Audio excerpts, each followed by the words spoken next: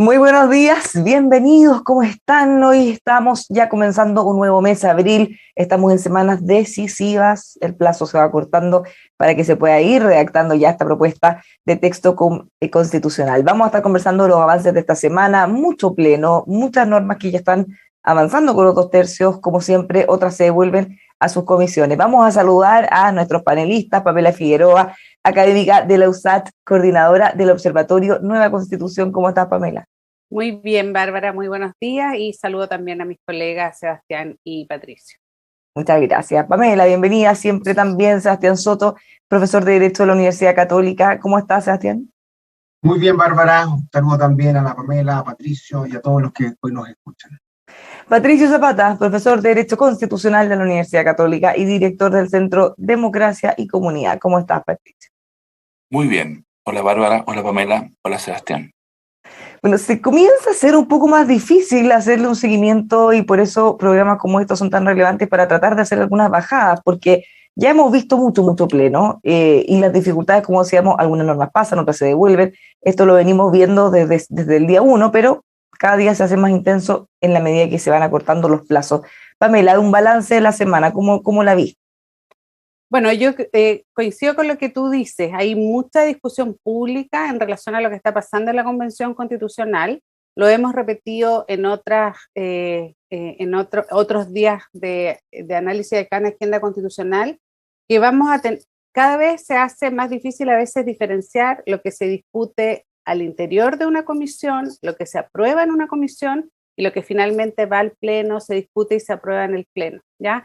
Porque como queda poco tiempo, hay muchas cosas que están pasando paralelamente, las jornadas de trabajo de la Convención Constitucional son muy extensas, ¿no es cierto? Prácticamente hasta medianoche, madrugada, todos los días. Entonces, hacer seguimiento tanto la prensa como los analistas, los académicos, se hace complejo. Entonces, yo creo que tenemos que seguir haciendo ese esfuerzo de diferenciar, porque una de las cuestiones que también ha pasado y que lo ha recogido mucho la prensa esta semana es que cuando no hay claridad definitiva, se pueden dar noticias falsas, ¿no es cierto? Lo vimos esta semana con una portada de un medio de comunicación que hablaba sobre los fondos, quién iba a ser dueño de los fondos de previsión social, lo señaló un convencional, lo desmienten otros convencionales, entonces eso en esa materia, pero puede ser en cualquier materia. Entonces, de nuevo decir, vamos poniendo el foco en lo que se va aprobando. Esta semana fue muy intensa, siguieron las conversaciones con respecto al sistema político, habíamos hablado la semana pasada, ¿no es cierto? La Comisión de Sistema Político siguió ampliando su acuerdo, la izquierda llegó a un acuerdo que se denominó el Gran Acuerdo. Los colectivos, tanto el colectivo del Apruebo, la derecha, presentaron alternativas a eso, esas se fueron rechazando, entonces claramente ahí hay el Frente Amplio, los grupos de izquierda tienen los votos dentro de la comisión para avanzar en eso, entonces eso va a llegar al pleno. Se avanzó también en derechos fundamentales, creo que eso es bien interesante porque ahí también se fue avanzando, entonces ha sido una semana muy activa con muchas cosas, pero pongamos ojo en las cosas que se están aprobando y como que bajemos un poco la intensidad con respecto a lo que aún no se ha aprobado, porque como hemos conversado, el modo de debate de la convención lleva a esta situación, ¿no es cierto?, de que se conversan muchas cosas en las comisiones que no necesariamente tienen apoyo. Y bueno, también se dio otro fenómeno esta semana que podríamos conversar, que es esto de las indicaciones que se van poniendo, ¿no es cierto?, al debate en las comisiones, donde muchos convencionales han señalado que eso podría significar cierto obstruccionismo a la discusión, porque se ponen indicaciones que parecieran ser que no aportan al debate de contenidos del texto constitucional. Vamos a abordar todos los puntos en la conversación, Sebastián.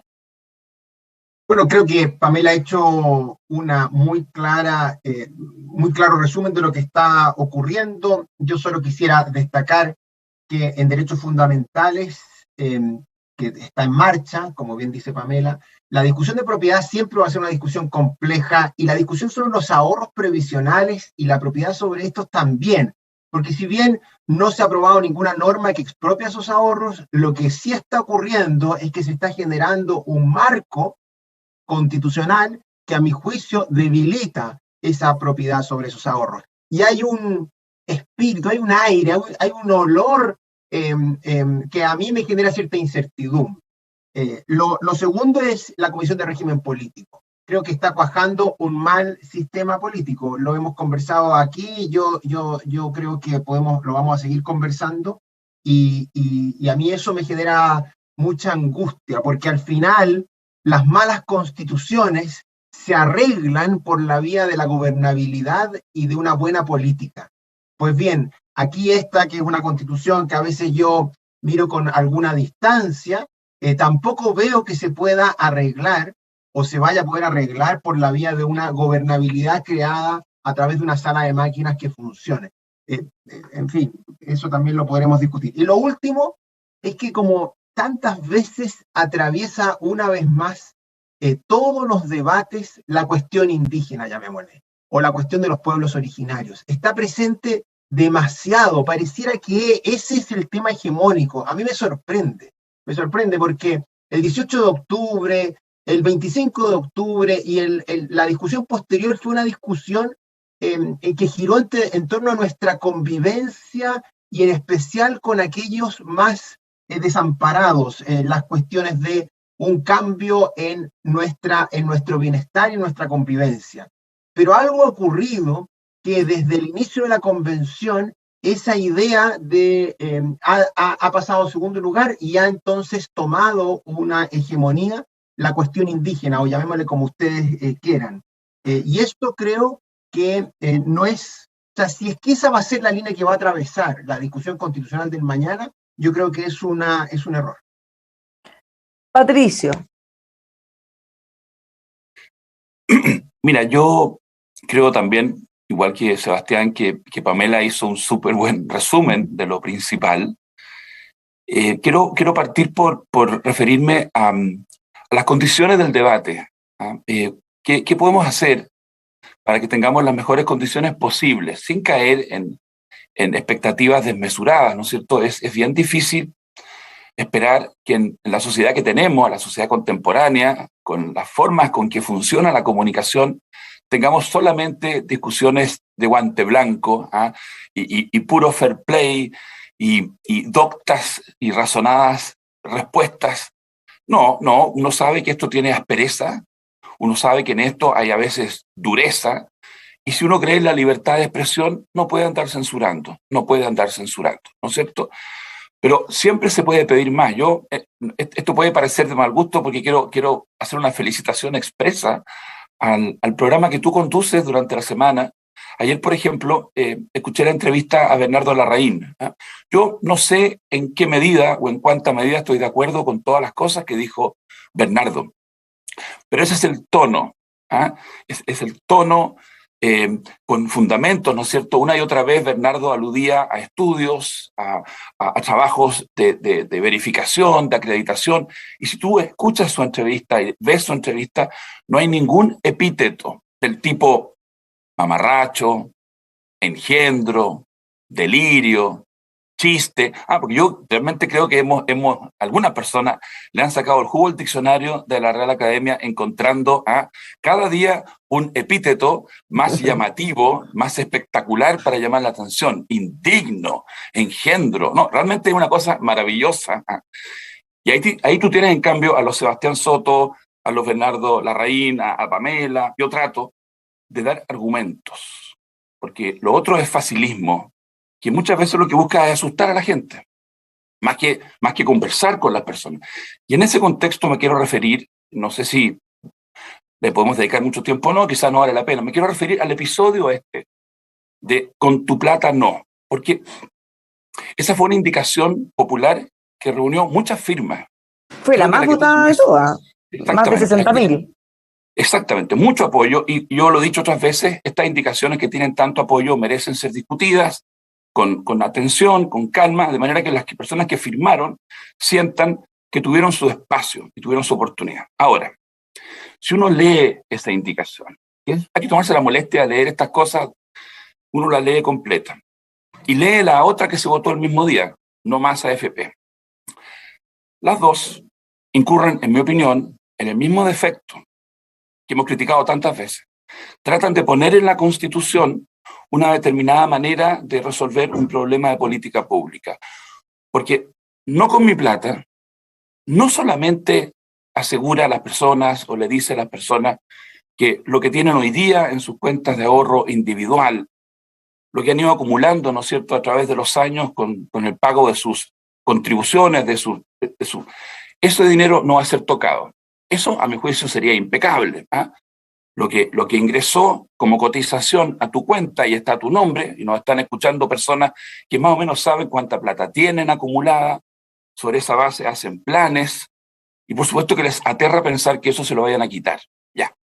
Pero esa indicación tenía una segunda parte muy importante, que decía que el sistema de previsión chileno tiene que ser un sistema donde todo el dinero de las cotizaciones vaya exclusivamente a tus cuentas individuales y que las pensiones solidarias, las pensiones de los que no tienen, digámoslo así, ahorros acumulados, las personas que no han tenido empleo permanente, las personas pobres, esas se pagarán con impuestos. Ya. Esa es una manera de concebir el sistema previsional. Hay gente que la considerará la mejor, hay gente que pensará que es la más adecuada, pero esa es una opción de política pública. Si tú pones eso en la Constitución, como quería esa indicación, tú no podrías, por ejemplo, decir el día de mañana, a ver, usted va a cotizar 16 puntos en vez de 10, y de esos 16, 10, 11 van a ir a su cuenta individual, va a ser el pilar de ahorro personal, pero 5 o 6 de esos puntos de cotización van a ir a un fondo de solidaridad. Eso no es reparto, eso es usar los ahorros de una manera distinta. Y además, entonces, lo que quiero decir es, ¿por qué a tanta gente le llegó a sus correos electrónicos al día siguiente? ¿Por qué circuló con tanta profusión la idea de que se había votado quitarle a la gente lo que estaba en sus cuentas individuales? O que la convención había decidido que se expropiaran o nacionalizaran esos ahorros.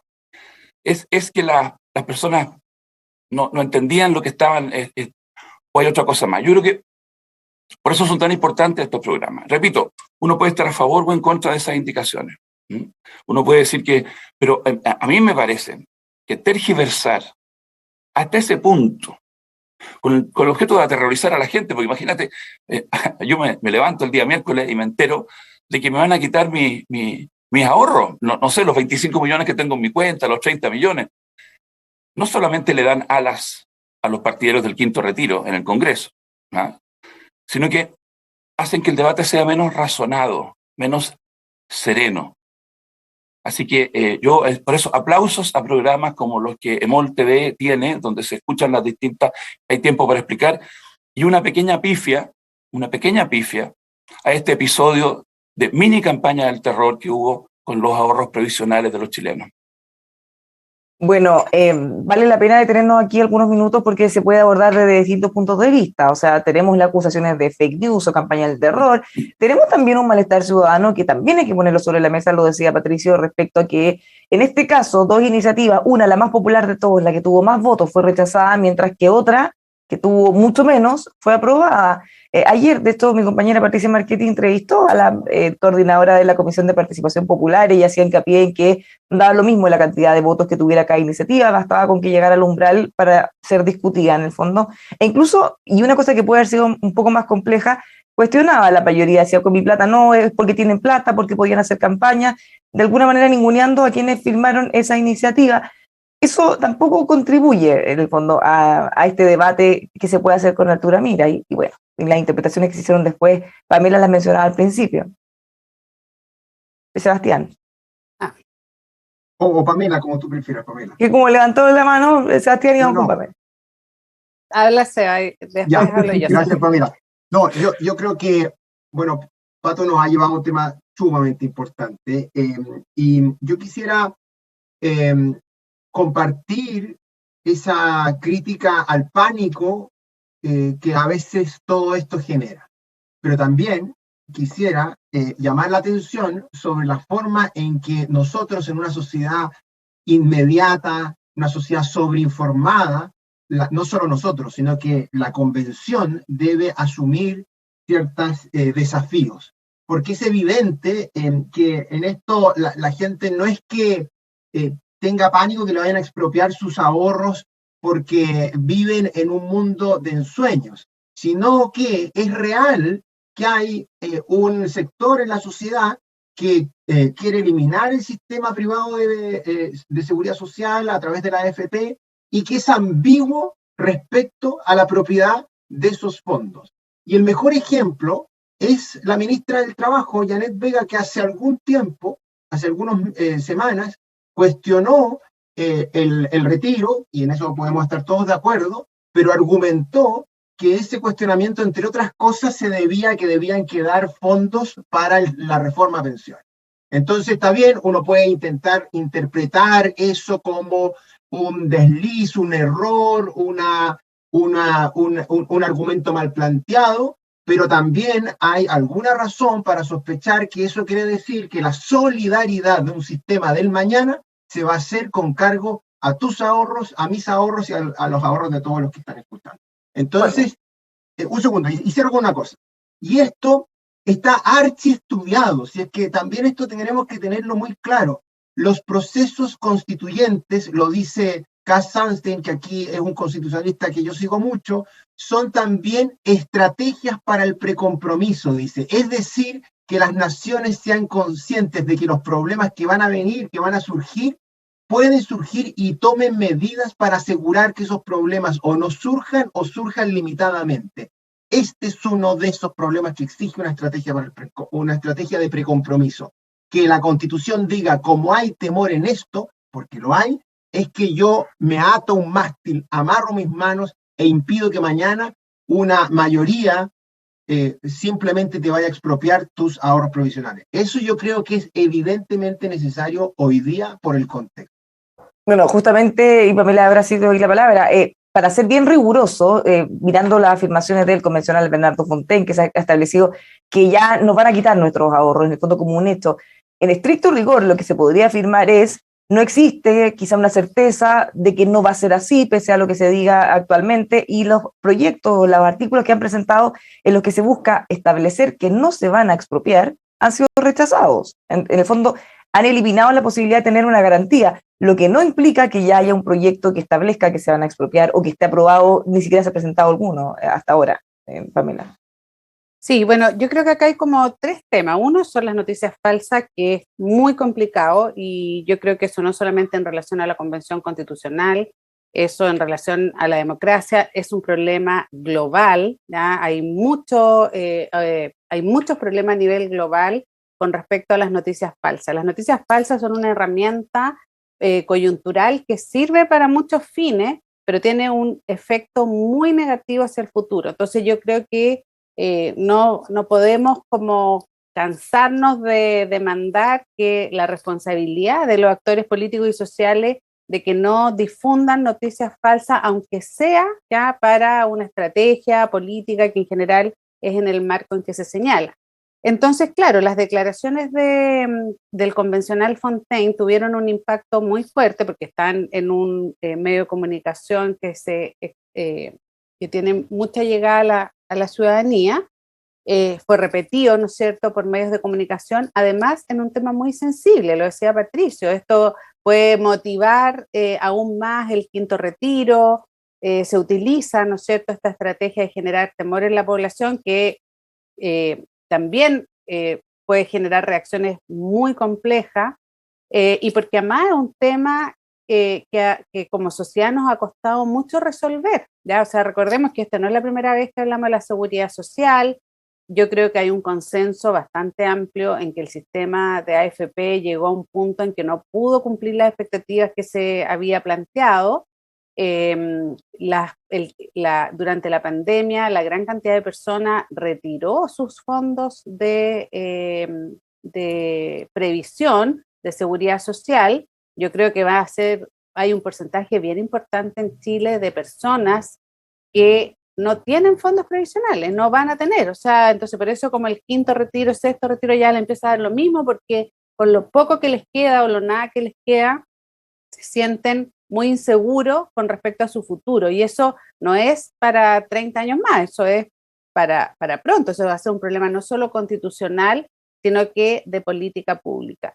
Pero también creo, y lo decían Patricio y Sebastián, que ambas iniciativas querían poner una idea muy amarrada en el texto constitucional, o sea, y eso me parece que no es correcto para la dimensión del problema que tenemos. O sea, yo creo que si se entiende que hay un principio de solidaridad hacia el futuro, porque tenemos un problema social real con la seguridad social, eso tenemos una sociedad desigual, una sociedad donde ya tenemos una pirámide demográfica invertida, o sea, hay más personas adultas que niños, las personas no tienen fondos de seguridad y no hay una respuesta del Estado. O sea, eso es un problema que viene, que está, ¿no es cierto? Pero eso tenemos que resolverlo a través de la política pública. Se han hecho comisiones transversales en distintos gobiernos para abordarlo, no se llega a un acuerdo, aquí hay diferencias ideológicas, hay diferencias políticas, hay diferencias prácticas y un problema real que resolver.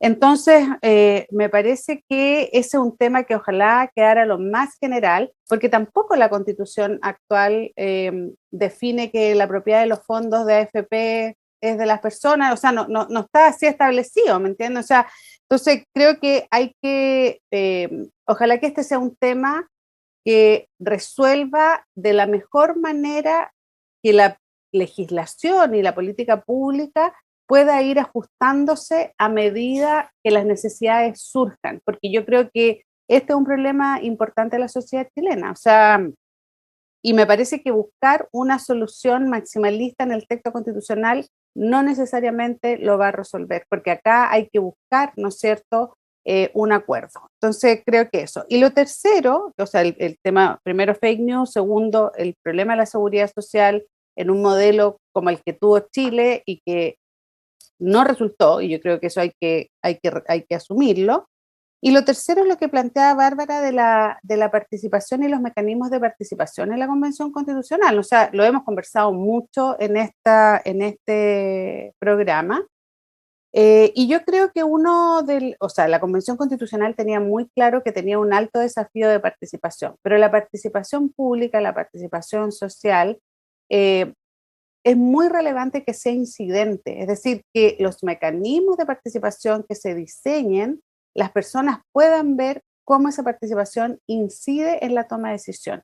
Si tú generas múltiples mecanismos de participación y no tienes una claridad de cómo eso incide en las decisiones, lo que genera es más bien desafección. Y creo que la multiplicidad de mecanismos de participación de la Convención Constitucional ha dificultado un poco esa trazabilidad de ver cómo se incide. Entonces, porque claro, si las personas van y definen, participan, juntan adhesiones para una iniciativa popular, mínimo quieren ver cómo se discutió, qué pasó con eso, por qué no se incorporó, porque si no, lo que tú generas es que en un próximo llamado a participación de cualquier naturaleza, las personas van a evaluar si quieren participar o no.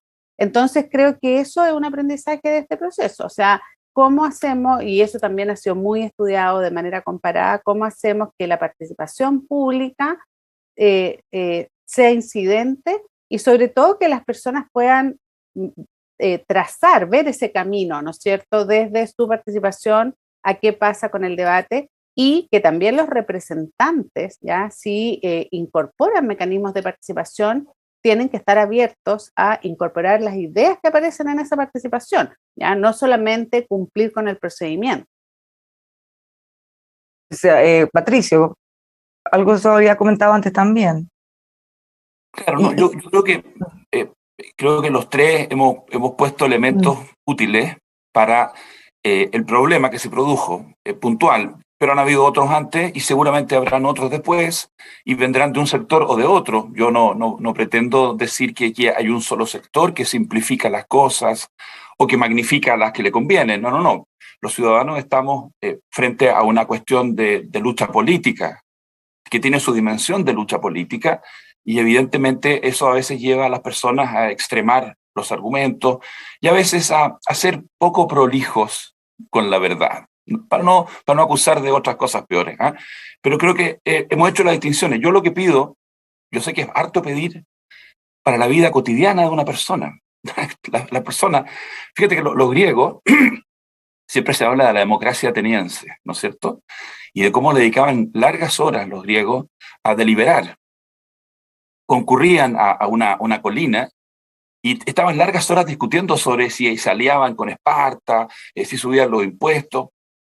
Bueno, tenían esa posibilidad porque eran los hombres los que iban a la colina y las mujeres estaban haciendo las tareas domésticas. Eran los hombres libres porque los esclavos estaban trabajando, ¿no es cierto?, el campo, trabajando la manufactura. En la sociedad moderna, mujeres y hombres tenemos al mismo tiempo que trabajar en distintas dimensiones, ¿no es cierto? Tenemos que cumplir muchas funciones y además ser ciudadanos. Y gracias a Dios ya no existe esclavitud, gracias a Dios ya no hay tanto patriarcado. Entonces, pero hacernos un tiempo para ser ciudadanos. Entonces, si te llega un mensaje de cualquier tipo, desde la izquierda, desde la derecha, antes de repetirlo, así mecánicamente, antes de hacerte parte de la red, tómate 2 minutos. Y hoy día es muy fácil. A ver, ¿qué es lo que decía tal o cual indicación? ¿Esto se aprobó en una comisión o se aprobó en el pleno? ¿Es verdad lo que me están diciendo o no es verdad? Yo sé que estoy pidiendo mucho a personas que están corriendo desde sus casas al lugar de trabajo, buscando a los niños, preocupados de la pandemia, preocupados. Yo sé, pero ¿sabes qué? Ser ciudadanos no es solo un montón de derechos, es una responsabilidad y es un deber. Entonces, apuntamos con el dedo a este convencional, apuntamos con el dedo a este medio. Yo digo, también asumamos como ciudadanos nuestra responsabilidad por la calidad del debate. No repitamos mecánicamente todo lo que nos llega. Tomemos conciencia que estamos en burbujas. Y lo que nos llega a los que estamos en burbujas es lo que queremos escuchar. Y nos quieren hacer aún más obsesivamente convencidos de lo que parece que pensamos. Tomemos conciencia y así estaremos contribuyendo a un debate como el que yo sé que EMOL TV trata de promover, y del que participamos en las universidades, Pamela, Sebastián y yo. Esa es la lección, ¿te fijas? Es un esfuerzo que yo le pido a mis compatriotas, a mis conciudadanos, que hagan. Bueno, hablemos del derecho de propiedad y derechos fundamentales, que son algunas de las cosas que avanzaron en estos días. Sebastián lo mencionó en las cosas que para él habían sido llamativas en esta semana. Bueno, lo primero que me gustaría decir es que aquello despachado del Pleno hay algunas noticias interesantes y otras que son más preocupantes. Por ejemplo, hay algunos derechos vinculados con la conciencia, la religión, el derecho de petición, libertad de expresión y otros que creo que están dibujados de un modo relativamente razonable. Uno siempre pudiera gustarle que dijeran algunas cosas distintas, pero dejémoslo ahí como cuestiones que se ve actividad, avance positivo. Ahora, a mí me preocupan de esas discusiones, uno, la titularidad de los derechos fundamentales. Esto puede ser una cosa un poco técnica, pero es muy importante, y es, ¿pueden las personas jurídicas, o digámoslo algo más informalmente, puede un grupo de personas que se asocia con o sin personalidad jurídica reclamar titularidad de derechos fundamentales? Pues bien, aquello que se aprobó esta semana dice que solo pueden cuando así la Constitución lo señala expresamente. Y yo creo que eso es un error. Yo creo que eso es un error porque lo que hace es rigidizar la extensión de los derechos hacia asociaciones, grupos de personas que se reúnen más formalmente o más informalmente. Todos tenemos en la cabeza esta discusión a propósito de la objeción de conciencia institucional, que ciertamente no es una cuestión chilena, sino que también es una cuestión que existe en otras partes del mundo. A mí me hace todo el sentido que esto que llamamos objeción de conciencia, que no es otra cosa que un ideario institucional, pueda ser un límite al ejercicio de ciertas obligaciones que se le imponen por el Estado. Pero yo creo que la forma como lo está abordando la nueva Constitución o la Convención hasta ahora es una forma que rigidiza excesivamente el ejercicio de los derechos a través de la asociatividad. Y la asociatividad es fundamental para que convivamos, para que podamos reunirnos libremente, y pienso y espero que esa norma al menos sea matizada. Segundo, el derecho de reunión pacíficamente está bien consagrado y está bien reglamentado, pero eliminan una vieja frase que nos acompaña en el derecho constitucional chileno, que es sin armas. Claro, uno podrá decir en el constitucionalismo del siglo XIX la gente se movía con sus armas, con sus pistolas, yo no sé, pero hoy día nadie anda con armas, pero tenemos que entender que en el ejercicio de el derecho a reunión hoy, las armas ya no son solo pistolas, no son lanzas, sino que lo que son piedras, son bombas Molotov, y entonces a mí me preocupa que se elimine esas palabras que den a entender algo, que mañana puedan ser interpretadas como que nosotros podamos movernos por la ciudad con armas, pese a que todavía no las usemos. Y a mí eso me genera una preocupación no tanto jurídica hoy, lo quiero decir, sino que más bien simbólica respecto a lo que significa en un contexto en donde el uso de armas, piedras, molotovs y todo eso que también pueden ser percibidas como tales en el contexto de manifestaciones ha estado tan presente. Y cierro con la propiedad. La propiedad se aprobaron un par de incisos, pero dejaron los incisos más relevantes para después. Y yo creo que ahí tenemos un problema mayúsculo.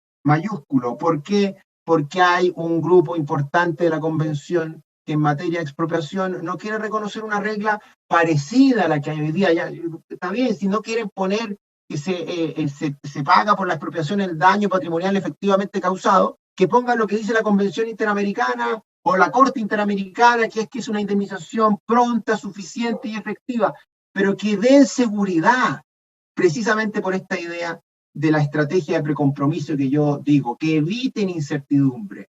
Y es lo que yo esperaría hacia el futuro. Sebastián, y después le doy la palabra a Pamela para que lo evalúe todo al mismo tiempo, pero en el caso del derecho de propiedad, lo que tenemos hasta ahora aprobado es una definición, ya cierto, de qué es el derecho de propiedad, cómo se puede adquirir, y otro artículo aprobado respecto a la expropiación, que básicamente dice que va a ser materia de ley, que se puede expropiar y en qué condiciones.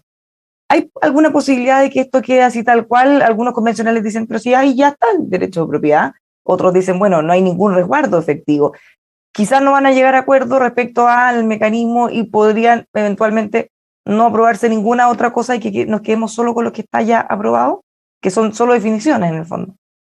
No, si eso ocurre, yo creo que la Constitución está severamente dañada.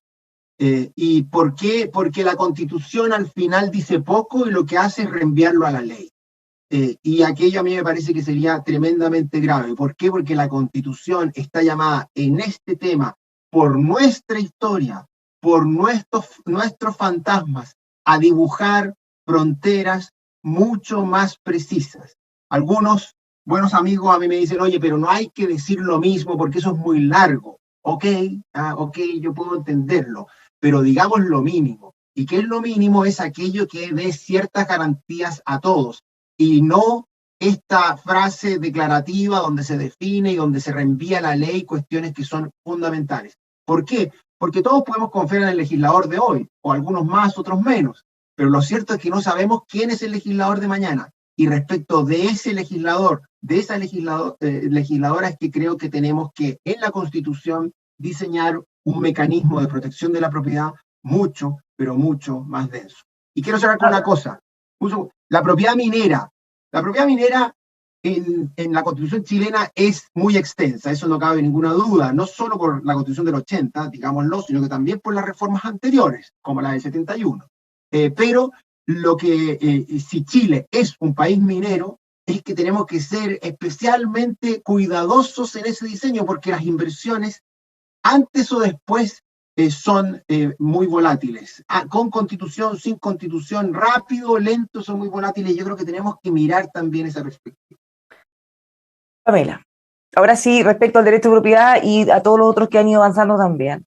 Sí, bueno, a ver, yo quiero poner como una mirada un poco también más optimista, porque creo que si vemos la evolución de nuestro propio debate con respecto al derecho de propiedad, había inicialmente muchas más preocupaciones, ¿ya? Yo creo que se ha ido avanzando, que hay una cuestión acotada, que es importante, que es sobre las expropiaciones, ¿no es cierto? Y yo creo que hay distintas visiones, pero se ha ido avanzando, me parece razonable y me parece muy atendible lo que plantea Sebastián, en el sentido de que también salir de la rigidez de cómo estaba antes la Constitución, que hay muchos especialistas que han señalado, no ahora en el proceso constituyente, sino en los últimos años, era una manera excesiva de plantearlo en el tema constitucional, pero sí que se generen esta idea de que tiene que ser en tiempo, tiene que ser eficiente, tiene que ser justo, y que la legislación luego, bueno, detalle eso. Entonces, me parece que eso también responde, como decía Sebastián, a fantasmas, porque lamentablemente en el debate constitucional hay fantasmas de lado y lado, ¿no es cierto? Por un lado, esta idea de que podría haber en el futuro algún tipo de gobierno que busque la expropiación de bienes, pero yo creo que sí se ha avanzado bastante en el texto constitucional de garantizar derechos de libertad, ¿no es cierto? Muchas libertades, la libertad de expresión, el derecho de emprendimiento, el derecho de propiedad. Entonces creo que me parece que eso va en un buen camino y que representa, yo creo, un espíritu bastante transversal de la sociedad chilena. Y esos fantasmas que hay de ciertos sectores, también se repiten, lo hablábamos antes, en fantasmas de otros sectores que tienden a querer también sobreescribir en el texto constitucional cuestiones que generan incertidumbre, no sé, como el reconocimiento de los pueblos indígenas y otras materias. Entonces, por lo menos lo que uno ve que se va aprobando en el texto constitucional trata de equilibrar estos temores de un sector y de otro. Entonces, a mí me parece positivo que ya se avance en el texto constitucional con respecto al derecho de propiedad, con respecto a garantizar también libertades, ¿no es cierto?, en materias económicas, de expresión, religiosa, de otras y de otras índoles, que creo que van equilibrando y sacando un poco estos temores de que iba a ser un texto constitucional muy restrictivo en esas materias. Pero creo que es un tema que va a seguir en la discusión, cómo se garantiza ese derecho a propiedad, y me parece que lo vamos a ver en las próximas semanas como uno de los temas sustantivos también.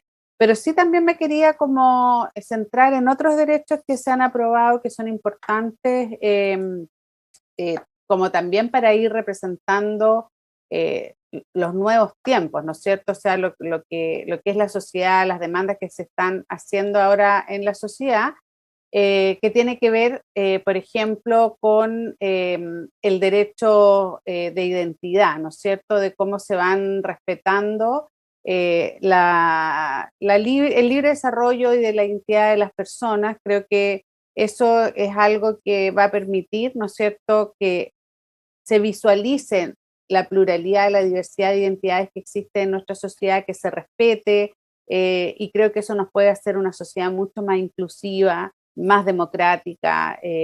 Entonces, me parece que también es importante como ver esos avances en la discusión al interior de la Convención Constitucional. Bueno, que también hay cosas que parecen obvias, pero que es importante relevar, como el derecho a vivir en entornos seguros y libres de violencia. Eso es muy importante también para los derechos de las mujeres, porque, bueno, lo vemos día a día, la dificultad que hay para garantizar la seguridad de las mujeres. Y bueno, y también se incorporan algunas cosas novedosas, interesantes, que lo hemos hablado antes, como la naturaleza como titular de derecho, y también esta idea que han promovido los pueblos indígenas sobre la titularidad de derechos colectivos, ¿no es cierto?, que es una noción distinta que se la hemos escuchado a muchos especialistas, no sé, como Salvador Millaleo, Fernando Pairicán, entre otros, de la necesidad de identificar también esa conceptualización que tienen los pueblos indígenas en Chile con respecto a los derechos colectivos. Así que creo que esta semana ha sido bien interesante cómo se ha dado ese debate sobre los derechos y libertades. Bueno, justamente, por ejemplo, el convencional César Valenzuela afirma: en los derechos sociales nos jugamos el plebiscito de salida. Probablemente va a ser de las cosas más esperadas también por la ciudadanía. A ver qué se va aprobando, Patricia. Y yo me alegro que hayamos llegado a la discusión de los derechos, porque tienen una importancia muy central para la convivencia. Yo no sé qué utilidad electoral podrán tener, no quisiera abordar el asunto desde esa perspectiva. pero por supuesto hay una expectativa ciudadana de que el Estado asuma un tipo de responsabilidad más intenso en cuanto a la garantía de ciertos bienes básicos, como la educación, la salud, la vivienda. Pero yo quiero comentar las cosas que han comentado mis compañeros de panel, porque estoy bastante de acuerdo. Primero que nada, estoy de acuerdo con Sebastián en que no debiéramos dejar fuera de la titularidad de derechos a las personas morales, es decir, grupos que no han formalizado jurídicamente su estructura, que no se han constituido ni como corporación ni como asociación, pero sin embargo existen en la vida real, actúan y tienen ciertos intereses. Así que ojalá que eso se amplíe. Estoy muy de acuerdo con Sebastián. También estoy muy de acuerdo con Sebastián en que el derecho a reunirse va íntimamente unido a que esa reunión tenga el fin de expresar, de manifestar y por supuesto no de destruir, no de delinquir. Yo aprecio como un progreso que originalmente se decía el derecho a reunión y como que se habían borrado las dos palabras, pacíficamente y sin armas. Ahora, gracias a Dios, apareció de nuevo el pacíficamente, que es un mínimo. Pero yo estoy de acuerdo con Sebastián. En este tipo de temas, a veces lo que abunda no daña. Uno podría perfectamente decir que el pacíficamente, obviamente, incluye que uno no ande desfilando con pistola o con ametralladora, o con molotov, o con piedra, pero lo que abunda no daña. Entonces, yo espero también que se restablezca esa norma tan antigua, pacíficamente y sin armas. Estoy de acuerdo también con Pamela en que no dejemos de mirar ciertos reconocimientos de derechos que no están en la actual Constitución y que yo creo que para los ciudadanos pueden tener mucho sentido. Ella se refirió a dos de ellos, identidad y a vivir con cierta seguridad, con cierta tranquilidad el día a día. El tema de la identidad es bien crucial, el reconocimiento de identidades. Nuestro país tiene muchas cosas buenas, tiene muchas cosas valiosas, pero cuando vienen a veces los extranjeros y nos vienen a visitar, junto con destacar lo que somos más o menos ordenados, que en el barrio somos más o menos disciplinados para algunas cosas, nos dejan de comentar, aunque sea al pasar, son harto oligárquicos. Aquí hay 10 colegios que... Y eso nos comentan los amigos norteamericanos, los amigos australianos, los amigos canadienses, los amigos españoles, los amigos franceses. Y no puede ser que eso entre por aquí y salga por acá. Entonces, el tema de la inclusión, que no lo va a arreglar la Constitución mágicamente, es un tema cultural, educacional, es un tema difícil, pero las constituciones pueden ser sensibles a este asunto o ser insensibles. Las constituciones pueden configurar y consolidar el poder oligárquico o pueden abrir compuertas. Y llegamos a la propiedad. Llegamos a la propiedad ahora, muy, muy cortito. A ver, aquí se aprobó una parte. Se van a votar otros artículos. A mí me hubiera gustado, por ejemplo, que se hubiera incorporado la idea de que el pago debe ser oportuno. No sé si previo, el ideal sería que fuera previo, pero si uno piensa en los estándares internacionales, incluso en los estándares de tratados de libre comercio, normalmente se habla de oportuno o de pronto. Entonces, hoy día tenemos una constitución que es muy protectora de la propiedad privada, muy por encima del estándar de Alemania Federal, de la Corte Interamericana, más bien de la Convención Americana de Derechos Humanos. Yo entiendo que nadie tenía la expectativa que se conservara exactamente igual esa superprotección, pero creo que la Convención haría bien en mejorar un poquito la segunda propuesta que se hizo. Todavía hay tiempo para mejorarla, concretamente incorporando el concepto de pronto, oportuno, si no previo. A mí personalmente me gusta previo. A mí me gusta que yo tenga el derecho a seguir pataleando sobre el precio de los tribunales. Es bueno que las personas entiendan que nadie discute que si yo no estoy conforme con lo que me ofrecen, voy a poder ir a los tribunales. Me hubiera gustado que se dijera tribunales ordinarios y no tribunales en general. O sea, hay muchas cosas que creo que tienen que mejorarse. En eso yo también tengo preocupación. Debo decir que valoro mucho que un artículo que venía con mucha ambigüedad, A ver, aquí voy a hablar del tema de la propiedad indígena. Mire, parte de la propuesta que se hizo. Originalmente venían dos artículos, el 21 y el 22. La idea, ¿cuál es? Se reconoce a los pueblos originarios el derecho de propiedad, colectivo o no, sobre tierras que tradicionalmente ocuparon, poseyeron, en fin, utilizaron. Después venía un artículo que establecía el deber del Estado de restituir frente al despojo o usurpación que se había producido respecto a esas tierras. Aún quienes compartimos la idea de que ahí hubo en algún momento del siglo XX mucha injusticia en la forma en que se hicieron transferencias de propiedad, no podemos estar tranquilos frente a una norma que establece una especie como de cheque en blanco para que empiecen, ¿no es cierto?, los reclamos sin que se definan bien los límites del reclamo. Y en que pueda entonces haber un reclamo que se va a hacer una toma ilegal que se hizo ayer. Y se diga entonces, bueno, a mí me tienen que dar esto. ¿Eh? Fíjate que fueron rechazados los dos artículos en la primera votación. No alcanzaron los 2/3. En la segunda votación no alcanzó los 2/3 el nuevo artículo que se propuso. Se propuso uno más suave, uno que decía por ahí en conformidad con la ley. Pero que buscaba lo mismo en el fondo. Yo creo que era un matiz interesante. Yo, como abogado, no miro huevo las palabras. Cuando viene una coma y dice en conformidad con la ley, a propósito de ocupado, poseído o utilizado, créeme, Bárbara, confía un poquito en mi calidad de abogado, que es decir, en conformidad con la ley, ocupado, situado o poseído, no da lo mismo. No da lo mismo haber agregado con su consentimiento a propósito de que hubieran sido... Pero aún así era insuficiente, yo creo. Por lo tanto, qué bueno que no haya alcanzado los 2/3 como estaba. Déjame terminar la idea. Porque ya tenemos una situación muy explosiva. Y esta era una especie de balón de parafina. Yo simplemente quiero decir mi grado de consternación. Hoy día en la mañana vi un video, creo que hay que ser cuidadoso con los videos que uno mira, porque a veces te muestran una parte del video y no te muestran todo el video, pero vi un pedazo de video. Y lo que vi para mí es suficiente. Lo que yo vi, quizá lo han visto otras personas, es a un grupo de encapuchados que le están hablando, encapuchados chilenos que le están hablando a una familia chilena y le están diciendo que tienen 3 semanas para irse de donde están.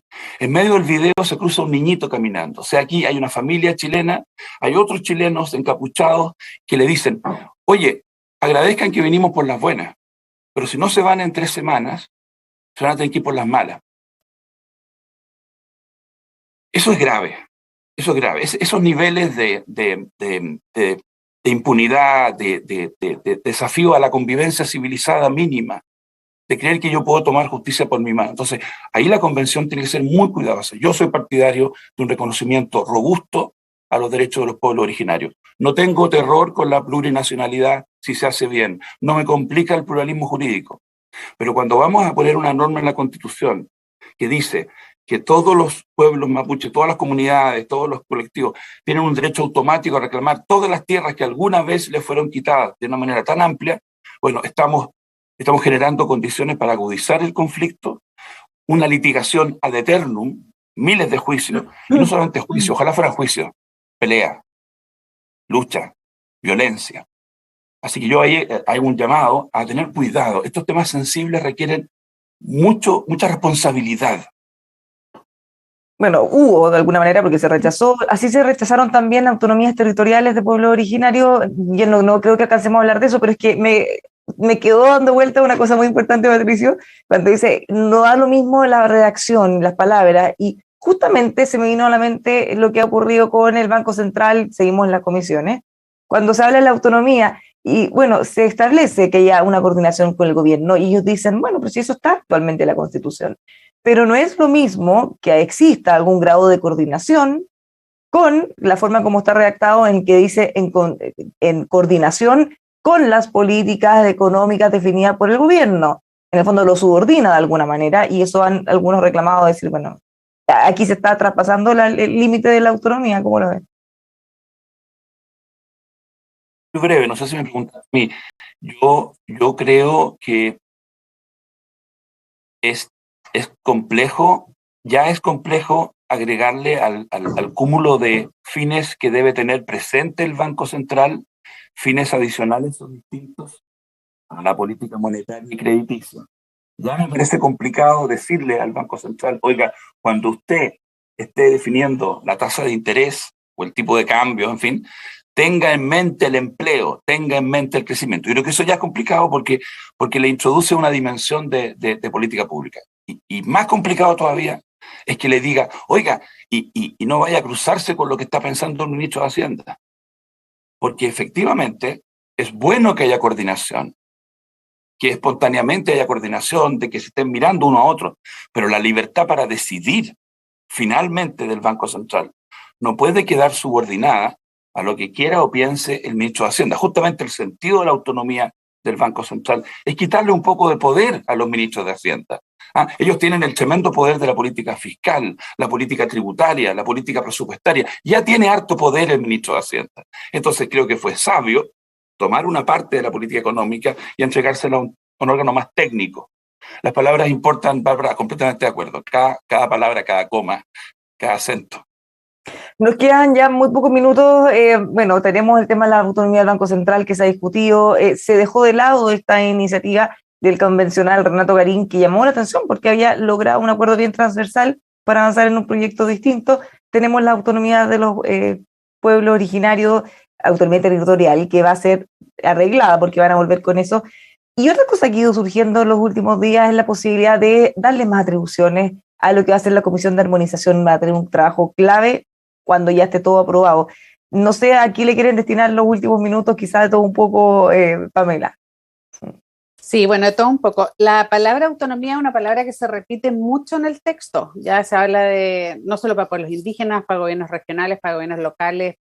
Y entonces, creo que ese va a ser uno de las conceptualizaciones que es bien importante afinar en distintos niveles. Las autonomías constitucionales, no sé, como el Banco Central, es clave que queden con mucha claridad. O sea, toda experiencia comparada muestra que gran parte de la estabilidad económica de los países está dada, ¿no es cierto?, porque exista este tipo de autonomía de estas instituciones y sin duda va a ser muy importante cómo eso quede finalmente redactado. Tengo pocos minutos, pero lo que sí me gustaría decir es que la Comisión de Armonización va a tener que hacer un trabajo bien importante. Yo creo que probablemente dentro de la convención se va a discutir cuáles tienen que ser esas atribuciones y cómo se tiene que componer esa Comisión de Armonización. Por temas de orden o de estructura del texto, pero también yo creo que por estas cosas que generan diferencias de entendimiento, de interpretación con respecto al lenguaje. Así que vamos a ver qué pasa con esa discusión de sobre cuál va a ser el rol de la Comisión de Armonización, porque a medida que nos acercamos al fin del proceso y que a medida que nos acercamos también al plebiscito ratificatorio, se va a requerir mucha claridad con respecto a qué es lo que se va a votar o no se va a votar en ese plebiscito. Sebastián. Dos ideas a los temas que tú planteas, Bárbara. El Banco Central, yo coincido con lo que ya ha dicho Patricio y lo que ha dicho Pamela. Pienso que lo más importante con todo está por venir, y eso es la forma de designación y la forma de remoción. Porque nosotros podemos decir que es autónomo, hacer un mandato más o menos extenso, pero si la forma de integración, designación de sus miembros y de remoción queda completamente supeditada al poder político, ahí no hay autonomía. Entonces, y eso entiendo que se va a discutir la próxima semana. Y luego sobre la Comisión de Armonización. Yo creo que ya va quedando, o al menos a mí, relativamente claro que el diseño del procedimiento de la convención fue un mal diseño. Entre otras cosas, porque los convencionales no quisieron aprovechar la experiencia que el Congreso tiene de más de un siglo en tramitación legislativa. Y quisieron inventar un procedimiento propio que no fuera un procedimiento que aprovechara esa experiencia, que mirara cómo lo hace el Congreso para tramitar los proyectos de ley, y entonces inventaron un procedimiento que, a mi juicio, no es el mejor. Ahora, lo que a mí me pasa es que es difícil llegar y cambiar las reglas del juego sobre la marcha. Eso es también parte de, o sea, se tomó una decisión, bueno, y las reglas del juego se pueden ir, obviamente, corrigiendo, pero con mucho cuidado con aparecer corrigiéndolas para beneficiar a una sola posición. Yo desconozco el debate en este detalle, tampoco sé si la Comisión de Armonización, qué es lo que le quieren dar, pero en alguna propuesta que yo hice, siempre la Comisión de Armonización fue fundamental y tenía mucho poder, pero por alguna razón desconocida, los convencionales quisieron solo hacerla una comisión muy formal. Entonces a mí me parece que ahora intenten corregir eso. Puede ser que se perciba como un cambio inadecuado a las reglas del juego y yo lo miraría con mucho cuidado cuando ese debate se ponga sobre la mesa. Bueno, también influye voces de dónde, académicos quizás son los que más han pedido que esto se pueda modificar para mejorarlo, Patricio. Y estamos en la hora, me acabo de dar cuenta, qué horror. Mira, fíjate que a mí me pasa lo que sugiere Sebastián. Por supuesto, las cosas siempre se pueden ir revisando y se pueden ir mejorando, ¿por qué no? Pero a mí me preocuparía un cambio en la regla, fíjate que le diera más poder a esta altura a esta comisión de armonización. Yo sé que me van a escuchar muchas personas y decir, pero ¿cómo, Pato? Si tú has dicho que aquí está saliendo esto más o menos mal, esto está saliendo mal, ¿cómo no darle una oportunidad a la convención de mejorar las cosas? A mí me preocuparía, fíjate, habiendo tenido un debate bueno, regular, más o menos, durante estos 2 meses, desde febrero en adelante, habiendo podido todos opinar, que en un último momento se juntaran algunas personas, hicieran un paquete, cambiaran algunas cosas para llegar a un acuerdo político, cosa que puede ser buena, y luego le dijeron a la comisión, vótelo, tómelo o déjelo. Aquí se pueden invertir los papeles, porque en algún momento, en la prehistoria de la convención, había gente que decía desde la derecha que tenía que haber una última votación en general, ¿se acuerdan? Decían que era indispensable que hubiera una última votación en general, porque si no, esto iba a ser un horror. Bueno, yo diría que ahora podría haber desde la izquierda y desde la más radical las ganas de tener una última votación en general. Porque esto de haber ido votando por partes ha ido obligando a ceder un poquito por acá, un poquito por allá, conseguir votos para esto, renunciar votos, y eso explica que las cosas no hayan salido exactamente como quería ningún colectivo. La idea de una última votación, a partir de la propuesta en bloque de la Comisión de Armonización, puede echar por tierra esos delicados equilibrios que yo sé que no son fantásticos, yo sé que no están dejando un texto notable que va a ser historia del derecho, pero que está reflejando sesiones, está reflejando que han cedido estos, han cedido los otros. Así que cuidado con el cambio de reglas en los últimos minutos. Yo personalmente no lo recomiendo. No, ya se nos acaba el tiempo, lo advertía Patricio, se nos pasa muy rápido, están pasando tantas cosas. La buena noticia es que volvemos la próxima semana. Pamela, Sebastián, Patricio, muchísimas gracias. Que estén Muchas bien. gracias, Bárbara. Tantos temas pendientes, pero bueno, vamos a seguir, así como Patricio también comentaba antes, lo seguimos conversando con convencionales. La próxima semana vamos a tener harto de eso para ver desde adentro lo que sigue ocurriendo, así que siga con nosotros acá en emol.com.